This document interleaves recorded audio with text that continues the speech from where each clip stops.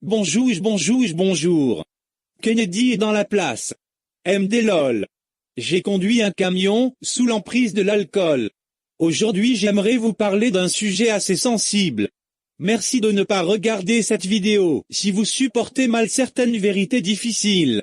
J'aborderai le thème du génocide rwandais.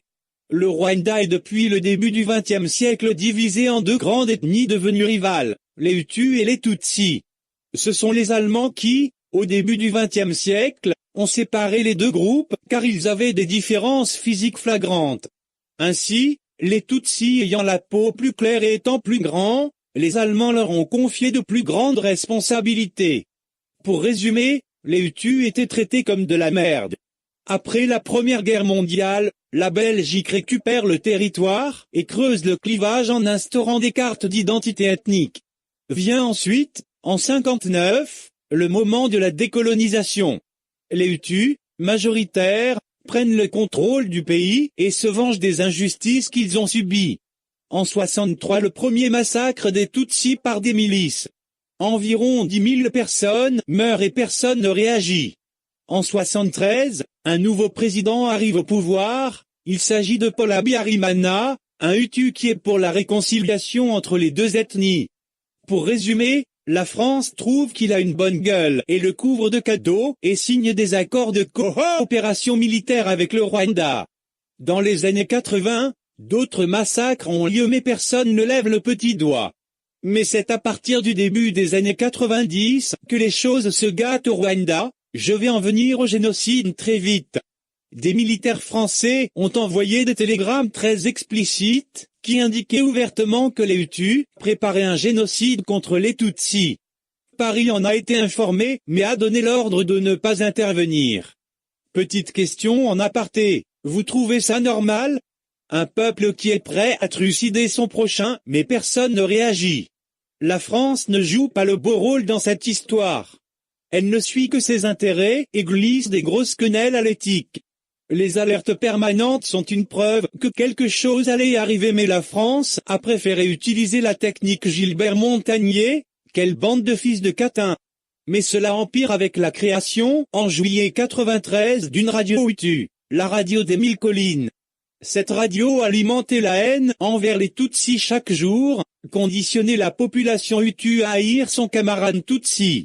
L'ONU s'est mise en position Ray-Charles, bande de salauds. Le 6 avril 94, le président au pouvoir meurt, et il n'aura fallu attendre qu'une journée avant que la radio de la haine n'entame les hostilités. Des milliers de Hutus sortent de chez eux et tuent leurs voisins à la machette en toute impunité. Les militaires français, qui étaient au courant bien avant les faits et qui ne supportaient pas cette horreur, ont mis fin à leur jour.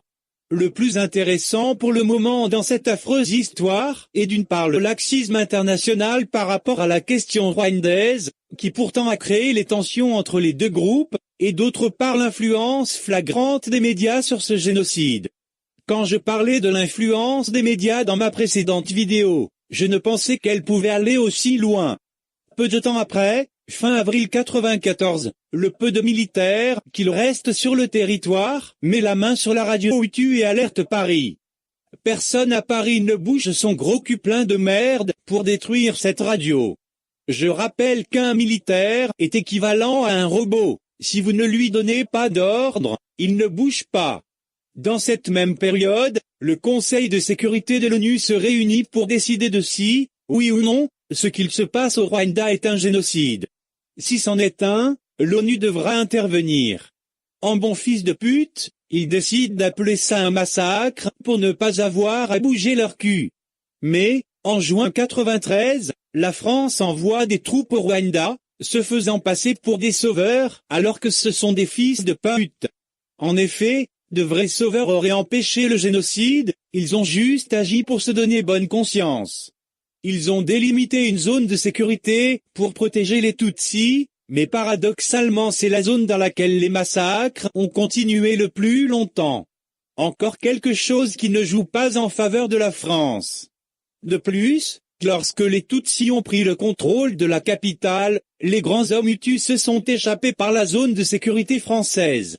Mince! Pourquoi n'ont-ils rien fait? Ils osent dire qu'ils ont reçu l'ordre trop tard. Je pense plutôt qu'ils s'en battent les couilles. Pour en finir avec l'histoire du génocide, j'aimerais parler des plaintes déposées par des Tutsis contre des militaires français, plaintes pour viol et autres sévices graves. Le procureur de la République a refusé d'ouvrir une instruction, c'est-à-dire qu'il a jugé que les plaintes n'étaient pas recevables. Pardon. Vous vous foutez de moi? Pas étonnant que le Rwanda ait cessé les relations diplomatiques avec la France en 2007. Maintenant que j'en ai fini avec l'histoire de ce génocide, je voudrais faire la petite comparaison avec la Sainte Shoah, génocide juif perpétré au début des années 40 par Hitler. Dans le cas rwandais, il n'y a pas de guerre, et les hommes s'entretuent à la machette. Imaginez-vous en train de massacrer votre voisin à coups de machette, ou bien encore ses enfants. Ce génocide est considéré comme le génocide le plus cruel et le plus important en termes de morts par jour. Environ 1 million de morts en 3 mois.